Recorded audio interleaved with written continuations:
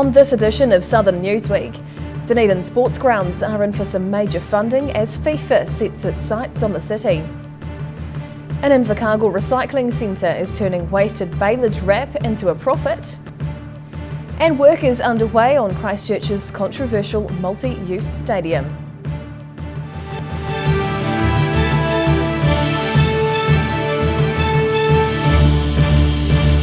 Kia ora, good evening, I'm Hannah Wilkins. Some Dunedin sports grounds are set to receive more than $1.5 million in government funding for upgrades ahead of next year's FIFA Womens World Cup. 4 venues across the city are set to benefit from the significant funding boost as part of a nationwide package. A welcome cash injection. Dunedin sports grounds are to get a few upgrades thanks to new funding from the government ahead of next year's FIFA Women's World Cup. It's definitely a great thing. I think a lot of people don't actually understand the scope of the tournament, and I think it's going to hit Dunedin a bit unexpectedly, but hopefully with these changes to the facilities people start to get excited and buy into it. As one of the host cities, Dunedin is receiving a $1.6 million boost, with $8 million going to Auckland venues and $6 million going to the capital. Christchurch gets a smaller grant of $325,000 as it's a team base, but not a host. The Dunedin Stadium, Tahuna Park, University No. 6 and Caledonian Ground will benefit from upgrades, including new lighting and facility enhancements, pitch upgrades and gender-neutral changing spaces. There's provision for lights, there's the changing rooms and the grounds. And at Logan Park 6 it's an improvement in the lights, so it's making sure that there are enough lumens. So if you have a look at the turf lights, these lights will have to be brighter than those that are currently already. The football tournament is billed as the largest women's sporting event in the world. Dunedin is hosting matches between July and August next year, including the Football Ferns' third and final group stage match. 10 teams will be playing in the city over the duration of the tournament. In Dunedin, the South today. Voters in Dunedin's local body elections have a number of options as election day approaches. Bright orange special voting bins like these have been set up at some stores and other locations around the city. Votes in the postal election need to be in by midday Friday, October the 7th. If posted in NZ post boxes, allow enough time for the mail to be processed, typically 3 days. The special voting bins will be collected next Friday, the day before voting closes on October the 8th. Voters can still return their completed voting forms or cast special votes at the Civic Centre's Plaza Conference Room up until noon on that final day. A Southland business is turning plastic waste into profit. Recycle South is using a new machine which they say has never been seen before in New Zealand, which helps farmers get rid of a particular plastic problem. Turning tons of farming plastic waste into useful pellets. Recycle South has installed new equipment at its recently built recycling plant in the Southland town of Makarewa to process used bale wrap from farms. Well, the benefits are that we aren't having people burning or burying it in our environment. It means that we're also providing jobs for people, and we're providing for our disabled people, which is the main reason for Recycle South in the first place. The charity-funded $2 million plant has been operating since July, with 300 tonnes of bale wrap from Southland Otago farms having been processed here already. McMurdo says the machine is new to New Zealand and filters the material before compressing it into dried pellets. They can be recycled into fresh bale wrap or used in drainage pipes and water tanks. Made it as user-friendly as we can for the farmer to be able to bring in their wrap at a cost, of course, and have it processed environmentally in an environmentally friendly way. Recycle South hopes if they can prove the success of the operation, it will encourage similar new plants to be built across the country. In Invercargill, the South today. Poultry farmers say they're feeling the pinch of rising costs from all directions, and that's expected to lead to higher prices for consumers as a nationwide egg shortage looms. An extremely difficult situation. Shoppers are set to face higher prices for their eggs this summer. Farmers say the skyrocketing price of chicken feed is just one of the factors impacting the nationwide supply of eggs in supermarkets. Cost of production is high with increased feed costs of all ingredients. Like grain is at 25% up. Bloom estimates there could be as many as 650,000 fewer laying hens in the country this year. He says changes to regulations, including the push towards free-range and colony eggs, are also to blame for driving some smaller producers out of business. Cost of compliance, particularly for small operators, small free-range operators, is just not worth the effort anymore. Bloom is scrambling to try and keep up with demands and is currently being forced to ration eggs between his competing customers. But with prices high and supplies limited, the nationwide shortage of eggs looks set to continue. In Dunedin, the South Today. A group of Kiwi downhill skaters are hoping to hit the slopes in San Juan, Argentina, later this year. They're aiming to compete at the World Skate Games, but getting overseas is proving a challenge. These skateboarders are putting in hours of practice perfecting their skills in Christchurch, but it's not the only challenge right now. A team of 7 New Zealand downhill skateboarders are hoping to compete at this year's World Skate Games in Argentina. It's a major event, but getting there is proving a big financial hurdle. This is Olympic level for us. The World Skate Games are sanctioned by the International Olympic Committee, and it would be great if there was that recognition there from official sporting bodies that we are top level athletes. We've been training for this for a long time, and yeah, it would be great to get a little bit more help and support. Entry into the World Skate Games isn't easy. Kiwis wanting to participate must work through the national body, Skate New Zealand. But with a large number of skate-related organisations and very little funding, there's just not enough money to go around. Mars says New Zealand skaters are well recognised on the international scene, often outperforming at competitions relative to our country's size. This group have set up a Give a Little page and are hoping the public will assist them in raising the Kiwi flag again on the world stage late next month, this time in Argentina. In Christchurch, the South Today. Work on Christchurch's controversial multi-use stadium is finally underway. The expensive project was the subject of much debate inside and outside of council, as the estimated cost of the covered arena kept rising. Activity on the site of Canterbury's $683 million multi-use arena Te Kaha has begun in earnest.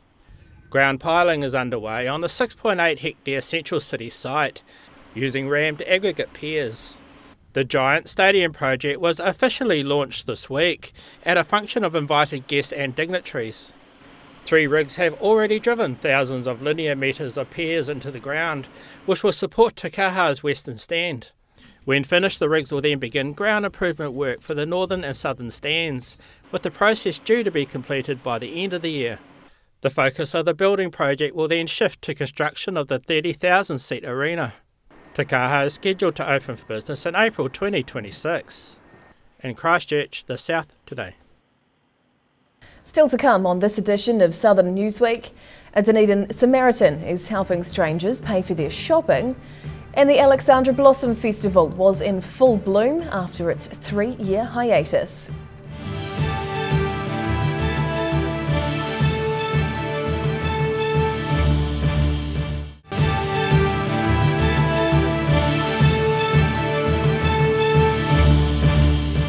Tēnā koe, welcome back. An animal welfare group spent the recent holiday weekend saving abandoned chickens and eggs in Dunedin. North Canterbury Chicken Rescue decided to help out their winged southern neighbours with the goal of getting people to listen to their message. Loading up their car chock full of chooks. The North Canterbury Chicken Rescue Group spent their long weekend roaming around notorious chicken dump sites in Dunedin, removing abandoned chickens and their eggs from the city's public land. The 4-person group aiming to save every bird they come across. Babies and the eggs do get to live. We're not going to do anything to them because it's not their fault that some person has dumped them off in a horrible circumstances living where they shouldn't be living.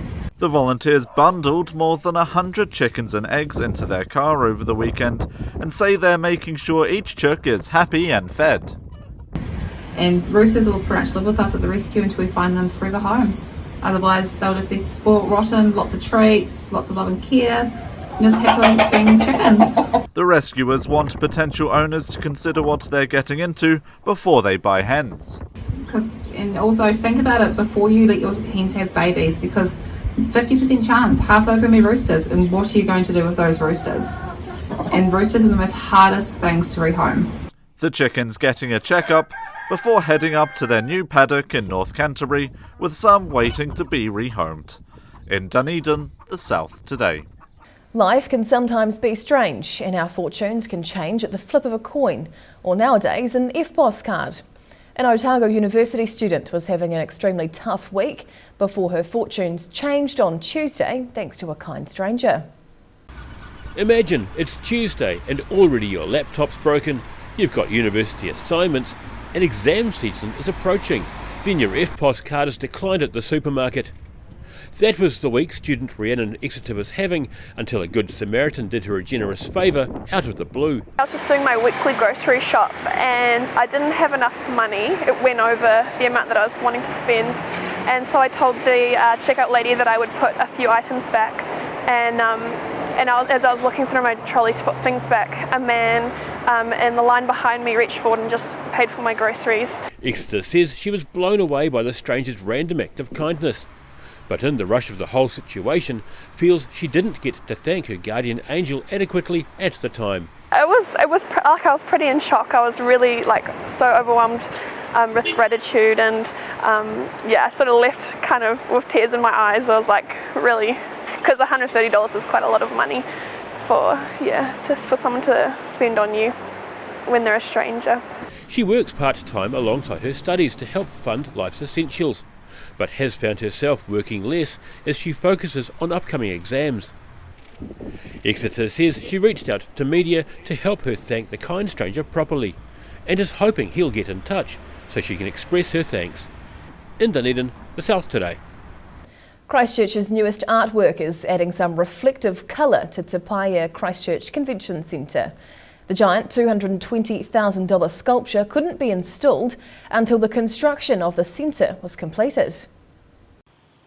Reflecting the light, this new piece moment of movement is turning heads in Christchurch.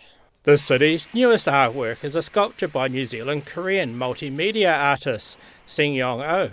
Viewing without physical interaction, it is to give an opportunity for them to confronting something that is present.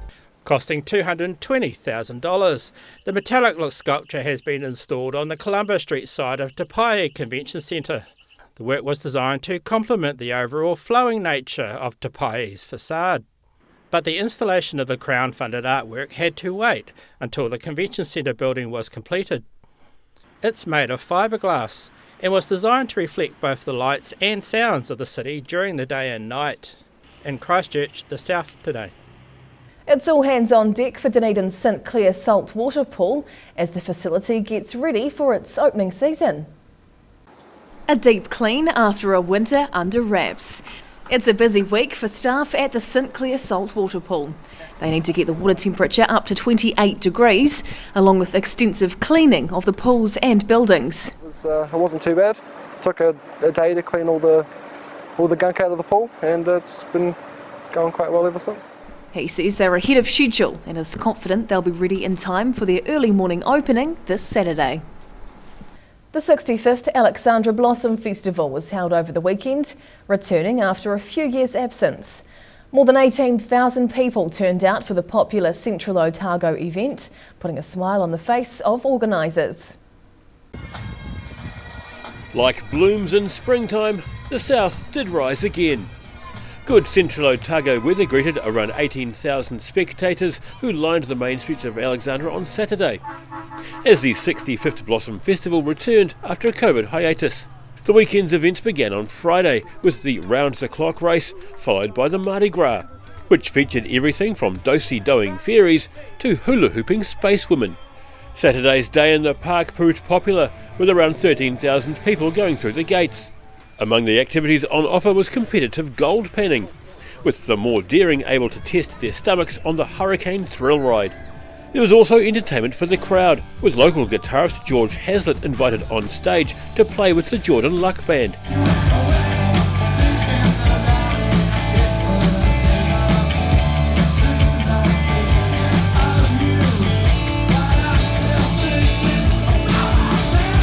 Hazlitt describing the show as pretty special, But the Alexandra Blossom Festival wouldn't be what it is without the parade and the naming of the festival queen. The Grand Parade is a competition for float makers, with this year's top prize going to Grands Who Can, for their entry of Clifford, the big red dog. The Grands also featured in the Festival Queen competition, with their representative Julie Anderson coming third to Hannah Tate for the Alexandra Youth Council and Claudia Hammond representing Alexandra Primary School. In Alexandra, the South Today. Fans of the popular building toy Lego flocked to Invercargill's ILT Stadium Southland over the weekend. The region's Brick Show offered the chance to check out a host of impressive models up close and pick up some tips from two of the country's best builders. Lego fans young and old enjoying this year's Southland Brick Show. Among the 200 plus colourful creations were models of spaceships, historic buildings and fantastic scenes, all painstakingly pieced together from Lego bricks. Exhibition organisers are pleased with the response and reckon this year's lineup is their best yet. It's the most exhibitors we've ever had, and from me looking around yesterday, it's the most amazing, talented builds that we've ever had as well. Invercargill's iconic water tower was amongst the popular creations, along with another major attraction, the chance to meet two Kiwi Lego legends. Glenn Knight and Jake Roos were recently crowned winners of the Season 1 of the TV show Lego Masters, proudly showing off their plastic trophy. They believe the popularity of Lego will continue to grow thanks to the reality show. We're just really thrilled that everyone enjoyed the stuff we created, and we hope it inspires them, and we're really keen to see what amazing things they've built too. Organisers say it can take hundreds of hours to complete a winning model, with many Southland exhibitors already planning next year's creations. In Invercargill, the South Today. After the break on Southern Newsweek, a Queenstown sniffer dog has proven why they've got the best nose in the country, and an Invercargill cooking comp is heating things up in the region.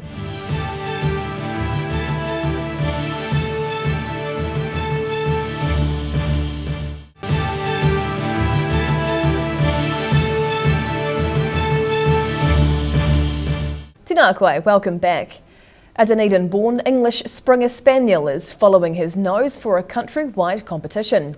Travis teamed up with his Queenstown handler to compete in a National Police and Detector Dog Champs earlier this month. This dog's nose has been sniffing out bombs and awards. Travis is an English Springer Spaniel and new to his role as an explosive detector dog at Queenstown Airport. But his efforts are already impressing his handler. It's a 5-year-old Springer Spaniel. We've shipped him in from Dunedin, and he's been operational with us for about a year now. So 1 year under his belt, and he's doing really, really well. The 5-year-old canine teamed up with his handler Amon Nepi to compete at the 3-day National Police and Detector Dogs Champs in Upper Hutt. There was a lot of competition, but the pair triumphed to claim gold.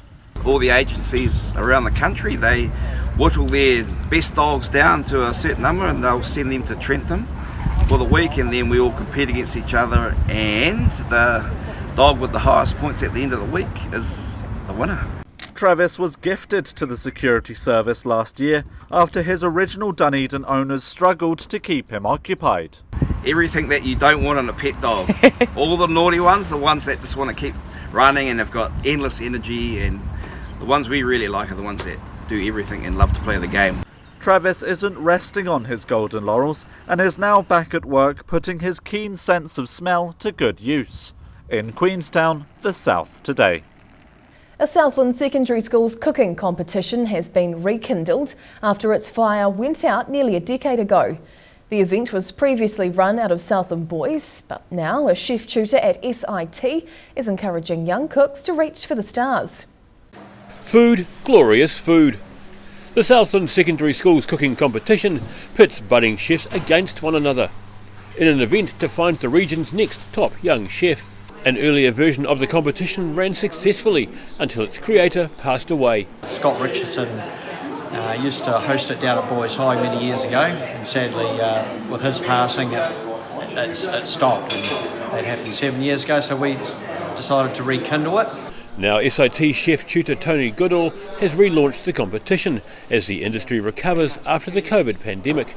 He says the hospitality industry is now crying out for keen and able young workers. Every week we get rung up by employers, not just Central Otago or Fiordland, but now it's actually in Invercargill. We're really under the pump. A lot of my chefs that I used to work for years ago they need staff. This is some of their creations. Food which looks fit for royalty, cooked by 130 budding chefs from across the region. Their skills showcasing a range of culinary delights, from chicken to pasta and baked goods. The students' tasty creations judged by a range of southern hospitality industry professionals. In Invercargill, the South Today. A group of Dunedin construction workers have put their tools down for the day to give back to the community. The workers from Cook Brothers Construction are putting their stamp on the region, coming together to donate blood. Construction worker Stephen Jory anxiously waiting for his blood to be drawn. Around a dozen staff from Dunedin's company Cook Brothers Construction visiting Dunedin's Blood Service Centre this week to donate blood. It's just one of the measures the business has in place as a way of supporting their local region. This is just part of that giving back to the community really where we work, and we hope to bring this out in other regions where we work. The company also has branches in Queenstown, Christchurch and Auckland, and are hoping to eventually roll the initiative out across the country. The workers range from builders through to office staff and regional managers. All of the workers taking part this week were first-time donors, meaning a couple felt slightly uneasy. Yeah, I am a wee bit nervous, yeah. But I've had, plenty of blood tests over the years, so I presume it's not going to be any more invasive than that, so we should be good. But all the Cook Brothers workers from what they're calling Team Red came through unscathed. They're planning to continue supporting the Blood Centre in the future with regular donations. In Dunedin, the South Today. Hundreds of children gathered in Wanaka last weekend to join in on a day of sporting fun. The Upper Clutha Sports Festival was aimed at giving kids the chance to try out some new activities. Busting a move was just one of the many exercises on offer at the Wanaka Recreation Centre over the long weekend.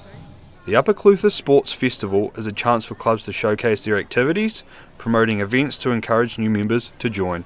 The festival brought people from all over the region to check out the wide variety of sports and recreational opportunities available.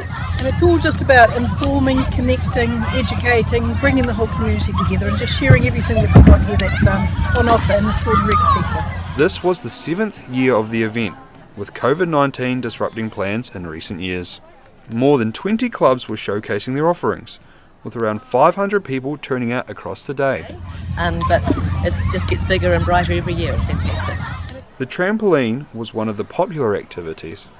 Many like this young boy walking away from this day having learnt a new skill. In Wanaka, the South Today. The country's newest vintage-inspired event proved popular over the long weekend, with Cantabrians descending on the small town of Lincoln. The inaugural Vintage Fest New Zealand aimed to showcase the best of a bygone era, celebrating the Golden Age. Dancers jiving and jitterbugging their way around the dance floor to music from yesteryear. The activity was just one on offer at the inaugural Vintage Fest New Zealand at the Lincoln Event Centre over the long weekend.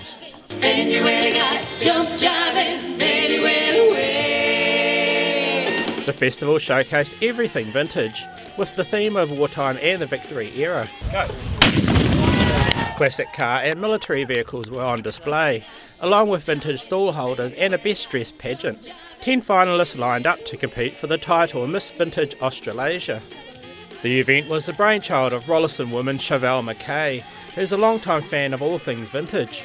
This was an opportunity to put the love of all vintage into one place and make a really prestigious event for all of our vintage lovers.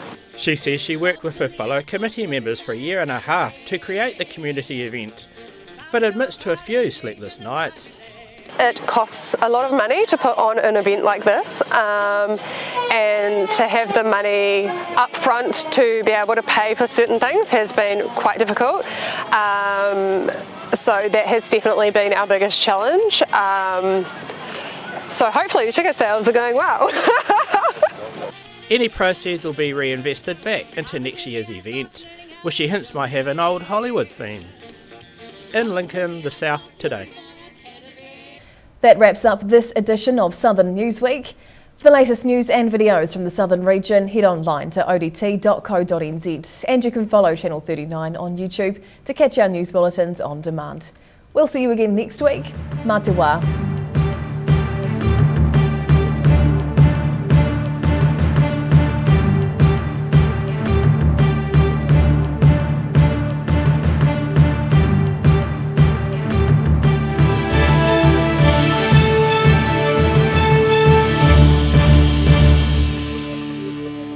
Public interest journalism funded through New Zealand On Air.